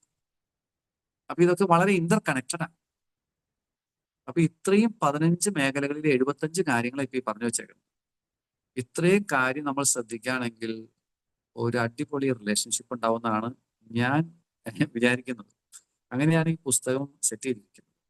ഓക്കെ, ഇനി നിങ്ങൾക്ക് പറയാനോ? ഞാൻ സമയം ഞാനൊന്ന് പറഞ്ഞു കഴിഞ്ഞു. താങ്ക് യു അച്ഛാ. ഇനി ഞങ്ങൾക്ക് എന്ത് പറയാനുണ്ടെന്നാണ് ഞാൻ ചിന്തിക്കുന്നത്. നമ്മളുടെ ഉള്ളിലുള്ള ക്വസ്റ്റ്യനെല്ലാം ആൻസർ കിട്ടി. കാരണം ഞാൻ വായിച്ച ചാപ്റ്റർ ഞാൻ ഡീറ്റെയിൽ ആയിട്ട് വായിച്ചെങ്കിലും മറ്റു ചാപ്റ്ററിൽ കൂടെ ഞാൻ പതുക്കെ ഒന്ന് പോയിട്ടേ ഉണ്ടായിരുന്നുള്ളൂ. ആ ചാപ്റ്ററുകളാണ് ഞാൻ വായിച്ചത്. അത് കഴിഞ്ഞിട്ട് പിന്നത്തെ ചാപ്റ്ററുകളിൽ കൂടെ വെറുതെ ഒന്ന് ഓടിച്ചു പോയി. ഓഡിയോ മാത്രമേ കേട്ടുള്ളൂ, വായിച്ചിട്ടില്ല. വായിക്കാനായിട്ട് ഓരോന്നോരോന്ന് വായിച്ചുകൊണ്ടിരിക്കണേ ഉള്ളൂ. ആ അപ്പൊ ആ നമ്മുടെ റിലേഷൻഷിപ്പില് എങ്ങനെ ഒരു അടിത്തറ പാകാമെന്നും അതുപോലെ തന്നെ എങ്ങനെ അത് സ്ട്രെങ്തൻ ചെയ്യാമെന്നും അതുപോലെ അത് നർച്ചർ ചെയ്ത് മൊത്തം കാലങ്ങളെ കൂടെ കൊണ്ടുവരണം. പലരും അത് ആ ബിഗിനിങ് ഉണ്ടാവും, അത് കഴിഞ്ഞിട്ട് പിന്നെ അത് നിന്നു പോകും. കുറച്ച് കഴിയുമ്പോൾ അത് നിന്നു പോകുന്നതാണ് എനിക്ക് തോന്നുന്ന പ്രശ്നങ്ങളായിട്ട് നമ്മൾ അതെ കാണുന്നത്. അതെ അതെ ഇപ്പം കുറെ പ്രായമായിട്ട് പോലും ആൾക്കാർ കൗൺസിലിങ്ങിന് വരുന്നുണ്ട്. എനിക്ക് ഇനി റിലേഷൻഷിപ്പ് വേണ്ട, ഇത്ര നാളും കുട്ടികൾക്ക് വേണ്ടി ജീവിച്ചു, ഇനി കുട്ടികളൊക്കെ പറന്നുപോയി, ഇനിയിപ്പം ഇതേ വേണ്ട എന്ന് പറയുന്ന ആൾക്കാർ ഇപ്പോഴാണ്. അവർക്കൊരു ബോധം ഇല്ലാഞ്ഞിട്ടൊന്നും അല്ലാതെ മക്കൾക്ക് വേണ്ടി ജീവിച്ച അതെ, മക്കൾക്ക് വേണ്ടി ജീവിച്ചു, കെട്ടുപാടുകൾ, മറ്റുള്ളവർ എന്ത് പറയും, നാട്ടുകാരെന്ത് പറയും എന്നൊക്കെ ഉള്ള ഒരു തോന്നലിൽ അവരുടെ ജീവിതം ഹോമിച്ച ഒരുപാട് ആൾക്കാരുണ്ട്, നമ്മുടെ ചുറ്റും നോക്കിയാൽ തന്നെയുണ്ട്. പക്ഷെ അവരൊന്നും ഒരു കൗൺസിലിങ്ങിന് പോവുക, അങ്ങനെ വരിക എന്നുള്ളതൊന്നും അവരുടെ ജീവിതത്തിൽ നടക്കുന്നില്ല. അവസാനം പൊട്ടിത്തെറിച്ച് ഡൈവോഴ്സ് എന്ന് പറഞ്ഞ് വരുന്ന ആൾക്കാരുണ്ട്, ഈ പ്രായമായ ആൾക്കാർ. അവരൊക്കെയാണ് അതെ അതെ ഏറ്റവും കൂടുതൽ സങ്കടം വരുന്നത്. കാരണം ആ ചെറുപ്പക്കാർക്ക് ഇനിയും ജീവിതമുണ്ട്, ആ അവർക്ക് ഇനിയും ഉം, ഉം. ജീവിതമില്ല. യാ അപ്പോഴാണ് യാ യാ റിയലൈസ് ചെയ്യണത്. അപ്പൊ കറക്റ്റ് എനിക്ക് കറക്റ്റ് തോന്നുന്ന ഒരു മിഡിൽ ഏജ്ഡ് ആയിട്ടുള്ള ആൾക്കാർക്കും ഒക്കെ ഇങ്ങനെ ഈ പോസ്റ്റ് മാരിറ്റൽ കൗൺസിലിംഗ്, പ്രീ മാരിറ്റലിൽ നമ്മൾ ഇമ്പോർട്ടൻസ് ഇപ്പൊ കൊടുക്കുന്നുണ്ട്, പക്ഷെ അവരത് ശ്രദ്ധിക്കണ്ടെന്നോ എന്ന് എനിക്കറിയില്ല ആ പറയുന്നതൊന്നും. പക്ഷെ പോസ്റ്റ് മാരിറ്റൽ ആയിട്ട് ഈ കൗൺസിലിംഗ് കൊടുക്കുമ്പോൾ അവർ ശ്രദ്ധിക്കും, കാരണം അവരുടെ ജീവിതമാണ് അവിടെ. പ്രശ്നമായി അവർക്കത് കൂടുതലും ശ്രദ്ധിക്കാൻ പറ്റും. കാരണം വെച്ചാൽ നമ്മുടെ അടുത്ത് വരുന്ന കേസുകളൊക്കെ ആണെങ്കിലും അങ്ങനെ തന്നെയാണ്, അവർക്ക് ഇരുന്ന് ശ്രദ്ധിക്കും. പക്ഷെ കല്യാണം കഴിക്കാൻ പോവുകയാണ്, എനിക്കൊരു കൗൺസിലിംഗ് വേണോ എന്ന് പറഞ്ഞിട്ട് ആരും വരാറില്ല. വളരെ വളരെ വിരളം. അപ്പൊ ഏതായാലും നമ്മളൊരു ആൽമരത്തെ പോലെ നമ്മുടെ റിലേഷൻഷിപ്പ് ഒക്കെ വർദ്ധിപ്പിക്കാനായിട്ടുള്ള എല്ലാ ടിപ്സ് അടങ്ങിയ ഉള്ള പുസ്തകമാണ്. നിങ്ങൾ വാങ്ങിക്കാത്തവരെല്ലാരും ഇത് വാങ്ങിച്ച് വായിക്കണം കേട്ടോ. അത് അതുപോലെ തന്നെ ഇപ്പൊ ഇതിനകത്ത് വായിച്ച ആൾക്കാർക്ക് വായിച്ച ഒന്ന് പ്രേമാമാമ ഉണ്ട്, പിന്നെ മണിയുണ്ട്. അവർ രണ്ടുപേരും ഉള്ളൂ, മറ്റു രണ്ടുപേരും ഒരു ഫംഗ്ഷന് പോയിരിക്കുകയാണ്. അപ്പൊ പ്രേമാമാമ എന്തെങ്കിലും ചോദിക്കാനുണ്ടോ അച്ഛനോട്? ഇല്ലേ അവിടെ? ഹലോ, ഞാനുണ്ട് ആ ഞാനുണ്ട് ഉണ്ട് ആ അച്ഛനോട് എന്തെങ്കിലും ചോദിക്കാനുണ്ടെങ്കിൽ എനിക്ക് ചോദിച്ചോളൂ, നമ്മളെല്ലാം ഡീറ്റെയിൽ ആയിട്ട് കേട്ടു. പ്രത്യേകിച്ച് എനിക്ക് അച്ഛനെ നേരത്തെ അറിയാം ഈ പ്രചോദനയിൽ കൂടി.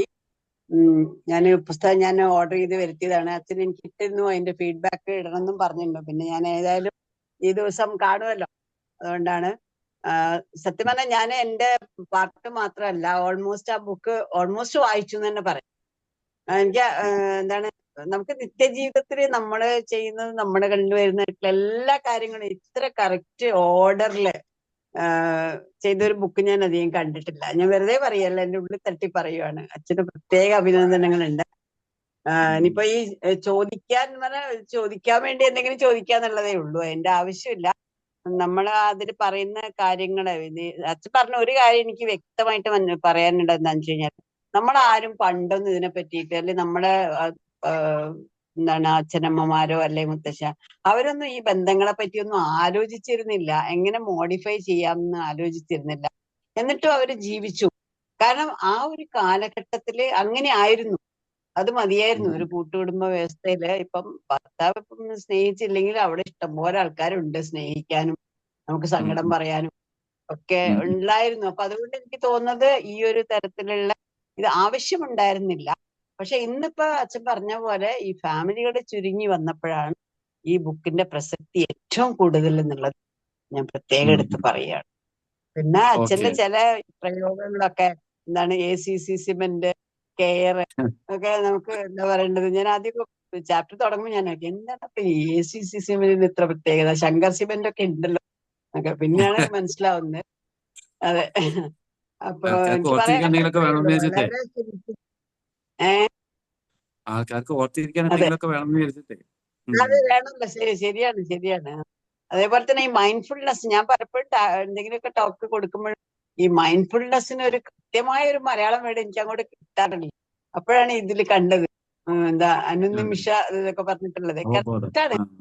എങ്ങനെ ഇങ്ങനെ കറക്റ്റായിട്ട് കിട്ടിയെന്നുള്ളത് എനിക്കറിയില്ല. എന്തായാലും ചോദ്യങ്ങൾക്കൊരു പ്രസക്തി ഇല്ല ശരിക്കും പറയുകയാണെങ്കിൽ. അത്ര നന്നായിട്ട് ബുക്കാണ്. മിക്കവാറും എല്ലാം ഞാൻ വായിച്ചു.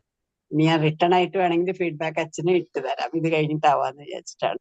ഓക്കെ. വളരെ മത്സരമായിട്ട് വളരെ പറഞ്ഞ ഗംഭീരമായ ഒരു പുസ്തകമായിരുന്നു.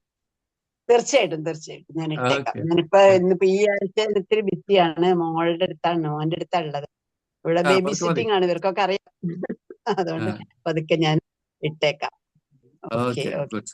Okay ma'am, thank you. ഇനി ഓ, മണി ഉണ്ടല്ലോ, മണി ബുക്ക് വായിച്ചതാ. മണി മണി പറയട്ടെ. മണിയെ ഞാൻ ഇതുവരെ നേരിട്ട് ഇത് കണ്ടിട്ടില്ല. കണ്ടിട്ടില്ലേ? വീഡിയോ ഓൺ ചെയ്യാൻ പറയും. മണിയില്ലേ? മണിയുണ്ട്. മാഡം മ്യൂട്ട് ആണ് മണി മയക്കം, ചേച്ചി. ആണോ? ആ മൈക്കിന്റെ ചിത്രം ഒന്ന് അമർത്തി കഴിഞ്ഞാൽ ആ മ്യൂട്ട് മാറും ചേച്ചി. Yes, okay. പറഞ്ഞോളൂ. സ്റ്റക്കായി പോയി.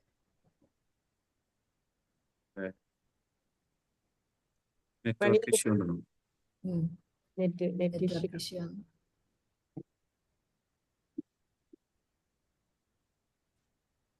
അല്ലെങ്കിൽ കുഴപ്പമില്ല. നിൽക്കല്ലേ, യെസ് യെസ്. എനിക്ക് അടുത്തൊരു മീറ്റിംഗിനും കൂടി കയറണം. ഓക്കെ അച്ഛാ, അപ്പൊ ഞങ്ങൾ ഒഫീഷ്യലി ഒരു നന്ദി പറയാണ്. കാരണം ഞങ്ങളൊക്കെ വിവാഹ ജീവിതത്തിലേക്ക് കടക്കുമ്പോ ജോൺ ഗ്രേയുടെ book men are from Mars woman are from Venus വായിച്ചു വേണം കല്യാണത്തിലേക്ക് പ്രവേശിക്കാൻ എന്ന ഇൻസ്ട്രക്ഷൻ ഞങ്ങൾക്ക് കോളേജ് കാലഘട്ടത്തിൽ കിട്ടിയിട്ടുള്ള കാര്യമാണ്. ഇനിയുള്ള തലമുറയ്ക്ക് മലയാളത്തില് ഞങ്ങൾ ഒരുപാട് പേർക്ക് ഇത് വായിച്ചതിന് ശേഷം അച്ഛൻ അന്ന് ഇട്ട് തന്നത് തൊട്ട് ഞങ്ങൾ ഇത് കൊടുക്കുന്നുണ്ട്. ഈ ഒരു ബുക്ക് ക്ലബിന്റെ ഡിസ്കഷനിൽ ന്യൂ ഇയറിലേക്ക് ഞങ്ങൾ എന്തുകൊണ്ട് സെലക്ട് ചെയ്തു എന്ന് വെച്ച് കഴിഞ്ഞാല് അച്ഛനറിയാം നമ്മുടെ ഈ ഒരു ഫീൽഡില് ബന്ധങ്ങൾ എങ്ങനെ സ്നേഹിക്കണം, എങ്ങനെ വിശ്വസിക്കണം, എങ്ങനെ ബഹുമാനിക്കണം എന്ന് നമുക്കൊരു സിലബസ് ഇല്ല എവിടെ. ഡെഫിനറ്റ്ലി ഈ ഒരു ഡിസ്കഷൻ ആണെങ്കിലും അതെ, ഈ ബുക്ക് ആണെങ്കിലും അതെ, അത് ഇനിയുള്ള ഒരു തലമുറയ്ക്ക് അതൊരു മുതൽക്കൂട്ടാവും എന്നുള്ള കാര്യത്തിൽ യാതൊരു സംശയമില്ല. അച്ഛന്റെ ഇത്രയും വലിയ വിലയേറിയ സമയം ഞങ്ങൾക്ക് വേണ്ടി ചെലവഴിച്ചതിന് ഒരുപാടധികം പ്രചോദനയുടെ പേരിലും ഈ കേട്ടിരിക്കുന്ന ഓരോ പ്രചോദന ബുക്ക് ക്ലബ് മെമ്പേഴ്സിന്റെ പേരിലും നന്ദി അറിയിക്കുന്നു. And happy new year. Okay, thank you so much. നിങ്ങൾ എന്നെ ഇൻവൈറ്റ് ചെയ്തതിനും നിങ്ങളുടെ ഈ വലിയ സംരംഭം അതിനെ ഞാൻ സപ്പോർട്ട് ചെയ്യുന്നു. That's good. ഒത്തിരിയേറെ വ്യക്തികൾക്ക് ഉൾവെളിച്ചം കിട്ടുകയും മറ്റുള്ളവരിലേക്ക് അത് പകർന്നു കൊടുക്കാൻ സാധിക്കുന്ന ഒരു സംരംഭമാണ്. ഇതിലെല്ലാ വിജയങ്ങളും ആശംസിക്കുന്നു കേട്ടോ. എല്ലാവർക്കും നന്മ വരട്ടെ. God bless you. Thank you so much. Thank you. Okay.